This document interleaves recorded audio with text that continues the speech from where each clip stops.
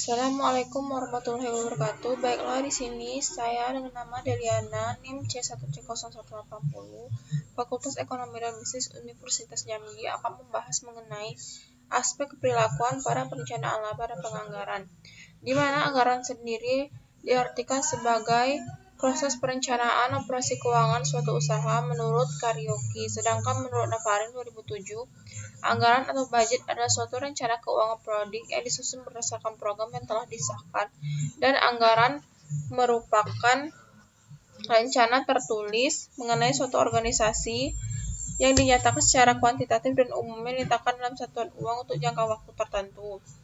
Nah, tujuan, model, dan prosedur penyusunan. Yang pertama, tujuan penyusunan anggaran. Ada beberapa. Yang pertama, untuk menyatakan harapan atau sasaran secara jelas formal, untuk mengomunikasikan harapan manajemen kepada pihak-pihak terkait, untuk menyediakan rencana terperinci mengenai aktivitas dengan maksud mengurangi ketidakpastian dan memberikan pengarahan yang jelas. Yang keempat, untuk mengkoordinasikan cara atau metode yang akan ditempuh dalam rangka memahami sumber daya. Yang kelima, untuk menyediakan alat ukur dan mengendalikan kinerja individu dan kelompok, serta menyediakan informasi yang mendasari perlu tidaknya itu konteks. Nah, yang kedua, model penyusunan anggaran, di mana dalam model penyusunan anggaran ini terdiri dari kondisi politik, sosial, ekonomi. Nah, yang lebih rasional itu dibandingkan dengan model a priori. Dalam model penyusunan anggaran itu terdiri dari kerangka berpikir anggaran, yaitu sebagai berikut, bisa dilihat di slide-nya. Yang ketiga, prosedur penyusunan anggaran. Satu, bagian administrasi. Nah, bagian ini merupakan bagian yang sangat penting, mempunyai peranan yang penting dikarenakan untuk tercapainya kelancaran usaha, kegiatan, maupun aktivitas yang dilakukan oleh perusahaan tersebut. Yang kedua, bagian keuangan, di mana bagian ini mempunyai tugas untuk melakukan pengontrolan terhadap keuangan perusahaan tersebut. Dan selanjutnya, berbagai fungsi perencanaan laba dan anggaran. Bisa dilihat di slide-nya. Perencanaan laba adalah pengembangan dari rencana operasional untuk mencapai sasaran dan tujuan laba. Laba sangat penting dalam perencanaan karena rencana yang diharapkan adalah laba yang memuaskan. Anggaran adalah rencana yang dicurahkan ke dalam keuangan dan istilah kuantitatif lainnya. Anggaran merupakan perencanaan manajerial untuk tindakan yang dinyatakan dalam istilah keuangan. Anggaran merupakan rencana laba jangka pendek yang komprehensif yang membuat tujuan dan target manajemen dilaksanakan. Fungsi perencanaan laba dan anggaran itu yaitu kita memperoleh keuntungan dari apa yang kita anggarkan dan kita kembangkan dalam rencana operasional tersebut. Yang ketiga, pandangan perilaku terhadap proses penyusunan anggaran. Pertama itu penetapan.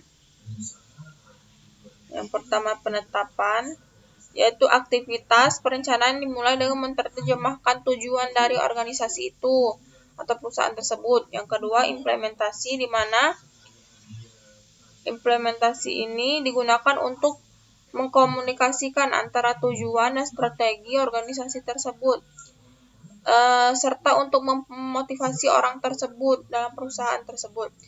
C. Pengendalian dan evaluasi kerja. Setelah diimplementasikan, hal yang selanjutnya, anggaran berfungsi sebagai elemen kunci dalam sistem pengendalian. Nah, dalam pengendalian evaluasi kerja ini digunakan sebagai tolak ukur terhadap kinerja aktual. Konsekuensi disfungsional proses penyusunan anggaran. Adanya rasa tidak percaya diri. Yang pertama, yaitu rasa tidak percaya diri itu ada jika adanya pengaruh pada kinerja yang menurun. B. Resistensi, yaitu memerlukan waktu dan perhatian besar terhadap proses anggaran tersebut. Manajemen seharusnya bisa mengefisiensi waktu terhadap bawahan atau pegawai karyawan tersebut. Konflik internal. Konflik internal ini timbul akibat dari interaksi atau akibat dari laporan kinerja yang membandingkan satu departemen dengan departemen lain. Yang keempat, efek samping lain yang tidak diinginkan.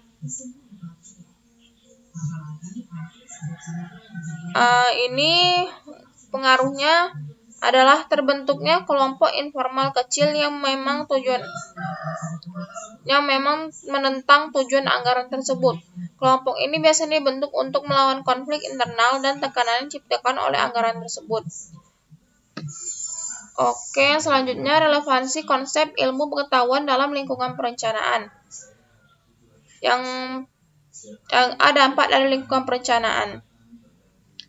Pada dasarnya, lingkungan perencanaan mengacu pada struktur, proses, dan pola interaksi dalam penempatan kerja. Hal tersebut kadang disebut dengan budaya atau iklim organisasi. Yang kedua, ukuran dan struktur organisasi. Ukuran dan struktur pada organisasi mempengaruhi perilaku manusia dan pola interaksi dalam tahap penetapan tujuan, implementasi, dan pengendalian, serta evaluasi terhadap proses perencanaan. Yang C, gaya kepemimpinan. Gaya kepemimpinan juga mempengaruhi. Menurut teori X dari McGregor menjelaskan gaya kepemimpinan yang otoriter dan dikendalikan secara ketat, di mana kebutuhan efisiensi dan pengendalian mengharuskan pendekatan manajerial tersebut berusaha dengan bawahannya. Berbeda dengan teori Y yang dikemukakan oleh McGregor dan gaya kepemimpinan Likert mendorong tingkat keterlibatan dan partisipasi karyawan dalam penentuan tujuan dan pengambilan keputusan. Yang keempat atau yang D, stabilitas lingkungan organisasi. Faktor lingkungan eksternal juga mempengaruhi. Lingkungan perencanaan yang meliputi iklim, politik, dan ekonomi, ketersediaan pasokan, struktur industri yang melayani organisasi, hakikat persaingan, dan lain sebagainya. Konsep keberlakuan yang relevan dalam proses penyusunan anggaran. Tahap penetapan tujuan, di mana selama tahap penetapan tujuan, baik umum maupun khusus, manajemen puncak diterjemahkan dalam target-target yang pasti dan dapat diukur bagi organisasi serta bagi setiap sumit utama. Yang kedua, keselarasan tujuan, di mana dalam keselarasan tujuan ini ada pun masalah yang dihadapi yaitu mencapai suatu tingkat keselarasan tujuan atau kompatibilitas yang mungkin di antara tujuan organisasi, sumit-sumit, dan anggota-anggota yang turut berpartisipasi. Yang C, partisipasi adalah suatu proses pengambilan keputusan bersama oleh dua bagian atau lebih, di mana keputusan tersebut akan memiliki dampak masa depan dan mereka yang membuatnya. Yang E, batasan dan permasalahan partisipasi. Salah satu dari manfaat partisipasi yaitu